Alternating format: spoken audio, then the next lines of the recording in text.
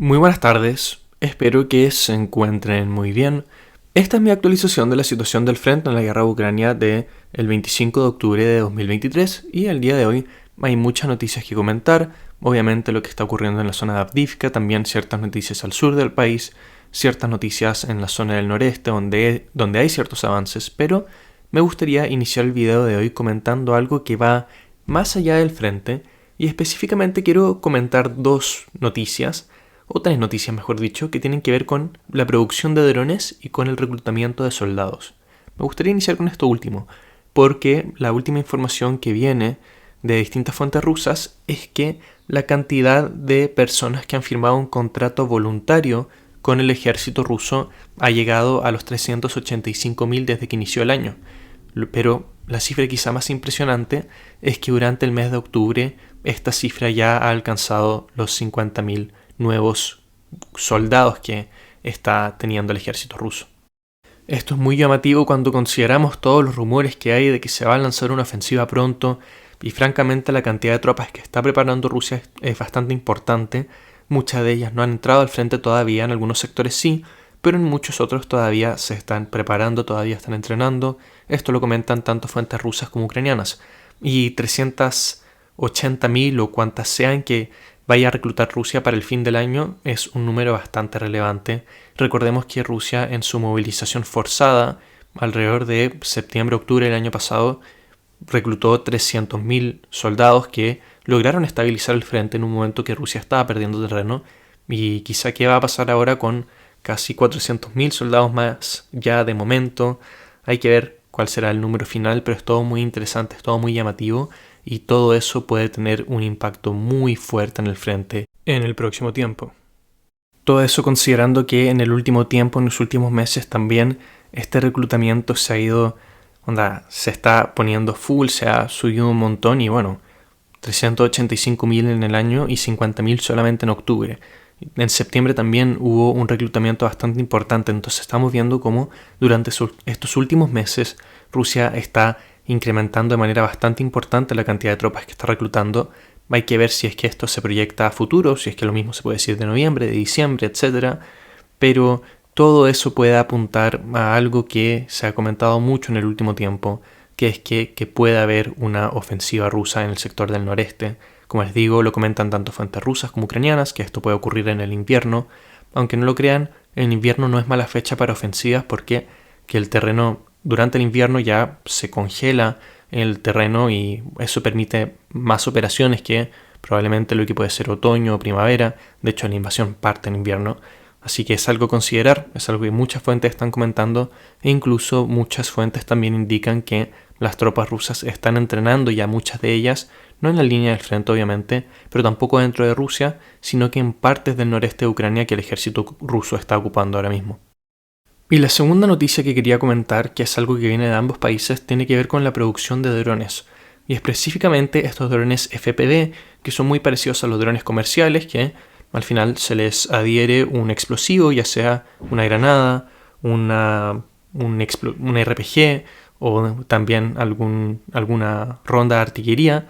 Estos drones que hemos visto que se utilizan bastante no tienen un alcance tan importante como los Lancet o como otro tipo de drones como los Switchblade que usa Ucrania, pero de igual manera están siendo bastante efectivos en el frente, no solamente para atacar personas, tropas, personal, sino que también para tratar de dañar distintos vehículos y tienen un costo relativamente barato en comparación a todos estos vehículos, a lo que es el costo de una persona y a lo que son los otros tipos de drones que se ven en esta guerra. Y aquí voy con eso específicamente, que tanto Rusia como Ucrania tienen planificado aumentar drásticamente su producción de este tipo de drones. La industria ucraniana habla de que ya tienen 200 empresas trabajando en la producción de estos drones y esperan que la producción va a aumentar de miles de drones al mes a decenas de miles de drones al mes. Y por parte de los rusos se habla de, si es que no me equivoco, unas 30 empresas que están trabajando en la producción de estos drones. No me centraría tanto en el número de empresas porque no sabemos los tamaños de estas empresas, pero lo que sí comentan los rusos es que están planificando empezar a producir 1.000 de estas unidades al mes, lo que llevaría a 30 o 31.000 unidades a lo largo, 1.000 al día, lo que llevaría a unas 30 a 31.000 unidades mensuales, lo cual, bueno, Ucrania habla de decenas de miles al mes y Rusia también habla de decenas de miles. Solamente que no tenemos un número más preciso para lo que es la producción ucraniana o la producción esperada que Ucrania está intentando lograr en el próximo tiempo. Así que esa comparación un poco más difícil de hacer de manera más precisa. ¿Y por qué estos drones? Bueno, lo he comentado en otros videos, pero la cantidad de impactos que reportan ambos ejércitos de este uso de drones es algo realmente enorme. De hecho, este mes voy a comentar las cifras para Rusia porque vi que justo hoy fueron liberadas. En lo que va de octubre ya se han registrado 1.500 impactos de drones FPV contra posiciones, tropas, vehículos ucranianos. O sea, realmente el uso de este tipo de municiones y especialmente el registro visual, porque hace un par de meses habían 4 o 5 impactos grabados al mes y ahora estamos hablando de 1.500. Entonces, el uso de este tipo de artefactos y su efectividad está haciendo todo bastante tremendo y por algo, bueno, es bastante lógico de por qué ambos ejércitos van a querer empezar a potenciar su industria en ese aspecto y empezar a utilizar cada vez más estos elementos en lo que es esta guerra. Y ya me gustaría pasar al frente, especialmente quiero iniciar el video de hoy comentando la situación en Avdiivka. ¿Y qué ha ocurrido en la zona de Avdiivka? ¿Qué avances se reportan en las últimas horas? Bueno, no muchas, prácticamente nada. Entre las fuentes rusas hay como 2 corrientes de información. Una de las corrientes menos confiables que considero yo, que comentaron de muchos avances en muchas zonas del frente, pero esto no fue geolocalizado en ningún mapa. Y lo otro que viene de Rivar, que personalmente considero que es la más confiable dentro de las fuentes rusas, donde lo que ellos comentan es que el día de hoy se centraron en rechazar contraataques ucranianos y que especialmente rechazaron varios contraataques que giraron en torno a lo que es esta zona de acá. Esta montaña o pila de escombros por la cual se ha competido bastante, de la cual hemos hablado bastante en detalle ya en los últimos días. Entonces, en general, esa es la información que viene por parte de las fuentes rusas. Por otra parte, lo que comentan las fuentes ucranianas es que lograron rechazar con éxito distintos ataques rusos y, bueno, un poco más de esa tónica. Esa es la situación que se está comentando por lo menos en las últimas horas. No hay mucho en materia de avances, tampoco hay mucho en materia de contraataques por parte de Ucrania, es decir, contraataques exitosos, y probablemente estamos viendo que, por un lado, Rusia quiere consolidar un poco sus capturas, porque lo que vimos en la fase inicial de esta ofensiva es que Rusia no pudo consolidar sus victorias, no pudo consolidar sus capturas, y eventualmente vimos que en distintos puntos Ucrania logró contraatacar, como lo fue en esta misma pila de escombros, como lo fue también en la zona del noreste de Avdiivka. Puede ser que el foco por parte de los rusos en querer reacondicionarse, en querer establecerse mejor en distintos puntos tiene que ver con eso, y me imagino que las fuerzas ucranianas también deben haber aprovechado el respiro que hay dentro de los combates. Sin embargo, hay que mencionar lo mismo que hemos mencionado siempre, la artillería se mantiene, la fuerza aérea sigue intensa y todo esto se mantiene bastante contundente. Ya dejando Avdiivka de lado, me gustaría comentar algo de la zona del noreste porque hay ciertos avances rusos que tienen que ver cerca en dirección a Kupiansk, que tienen que ver con esta zona de acá. Y me gustaría pasar al mapa de Suryak Maps que muestra esto. Suryak Maps para mí es la mejor fuente que hay para cubrir esta guerra en términos de geolocalizaciones. Muestran un pequeño avance ruso que tiene que ver con información que hemos comentado en el último tiempo. Rusia está aumentando su presión en esta zona del frente, muchos ataques locales, mucho uso de artillería, y Ucrania de momento en distintos puntos, tanto en Sinkivka como también en zonas del este, está teniendo éxito al rechazar estos ataques, pero bueno, en las últimas horas se reportó ese avance.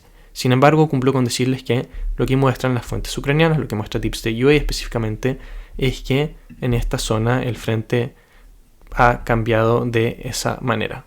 Más que nada es un pequeño avance ruso, más pequeño de lo que muestra Suryak Maps y muestra un aumento de lo que es la zona gris.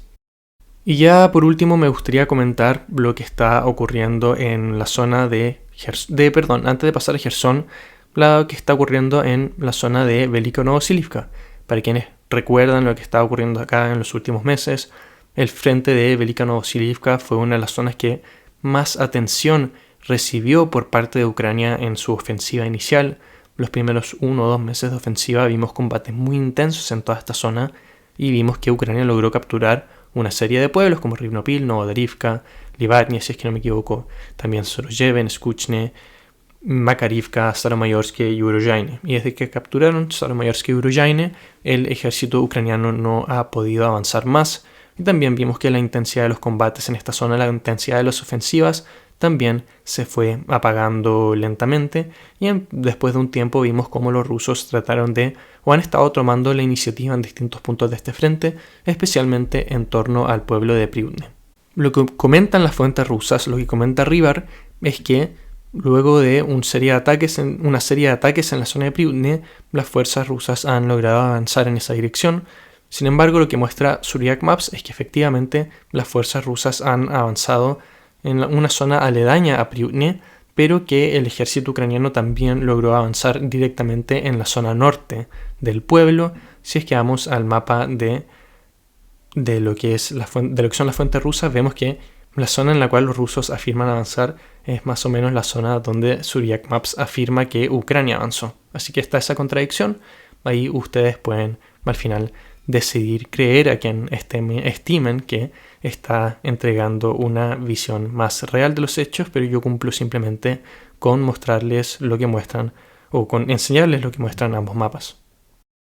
Y ya para cerrar el video de hoy, la situación en Gerson se mantiene igual que como se ha mantenido en el último tiempo, donde vemos distintas incursiones ucranianas. Algunas son rechazadas, algunas tienen un mayor grado de éxito. Ucrania sigue manteniendo ciertas como cabezas de puente cerca de ciertos pueblos controlados por Rusia, como cerca de Pichenivka y de Pitstiepne. Y también vemos que en la zona de Krinky, Ucrania mantiene ciertas posiciones. Lo que comentan las fuentes rusas es que cada vez están más cerca de expulsar a las fuerzas ucranianas de sus posiciones dentro de este pueblo, que como podemos ver son estas zonas de acá, pero no hay mucha más información sobre aquello. Más allá de eso, los combates en esta zona se mantienen intensos, se mantienen fuertes y probablemente vamos a ver un poco más de lo mismo en el futuro próximo, de esta dinámica de incursiones ucranianas y de reacciones rusas para tratar de hacer lo posible con tal de eliminar estos avances. También, en general, cerrando el video de hoy, hay otra información que viene de Estados Unidos y se espera que en el próximo tiempo Estados Unidos anuncie un paquete de apoyo a Ucrania de $150 millones, el cual se espera que se centre más que nada en municiones, específicamente para sistemas HIMARS y también para artillería de sistemas de 155 milímetros. Sobre misiles ATACMS no he visto mucho. Creo que hay una o dos fuentes que apuntaron que sí, pero otras que no. Me imagino que cuando ya veamos más información en el anuncio oficial, vamos a poder determinar sobre si es que finalmente el ejército estadounidense decidió entregarle más de estas unidades, de estos misiles de largo alcance al ejército ucraniano, o si es que finalmente se decantó por no seguir entregando de este armamento. Está por verse y supongo que en el próximo tiempo vamos a tener un poco más de información. Pero con eso llego al final de mi video de hoy. Muchas gracias por ver, espero que tengan una muy bonita tarde y que nos vemos mañana. Adiós.